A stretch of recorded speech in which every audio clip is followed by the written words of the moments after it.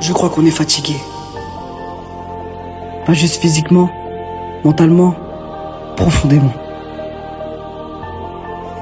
Le pire, c'est qu'on fait tous semblant que tout va bien. On sourit, on répond « ça va » et on continue. Encore, et encore, et encore. Mais à l'intérieur, quelque chose s'éteint.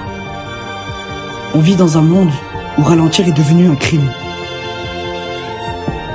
Si tu t'arrêtes, tu culpabilises. Si tu te reposes, tu te sens en retard.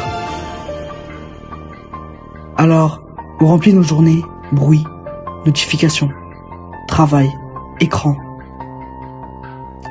Juste pour ne pas entendre ce qui se passe dans notre tête. Et un jour, tu te réveilles fatigué, d'une fatigue que le sommeil ne soigne plus. Parce que le problème, ce n'est pas le manque de temps, c'est qu'on a perdu le silence. On ne réfléchit plus, on consomme, on scrolle, on fuit. Et le plus triste, c'est qu'on appelle ça vivre. Tu veux savoir quelque chose de terrifiant ? Beaucoup de gens ne savent même plus ce qu'ils ressentent vraiment. Ils sont devenus tellement habitués au stress qu'ils pensent que c'est normal. Mais non. Ce n'est pas normal d'être anxieux en permanence. Ce n'est pas normal d'avoir l'impression de survivre tous les jours. Ce n'est pas normal d'être vide à 20 ans. Le monde nous apprend à produire, mais jamais à respirer. Alors, on avance, mentalement épuisé, émotionnellement absent, déconnecté de nous-mêmes.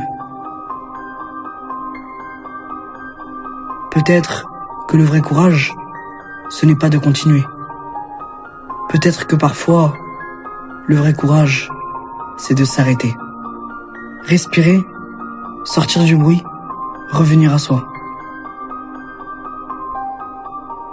Parce qu'au fond, la vie n'a jamais été censée être une course.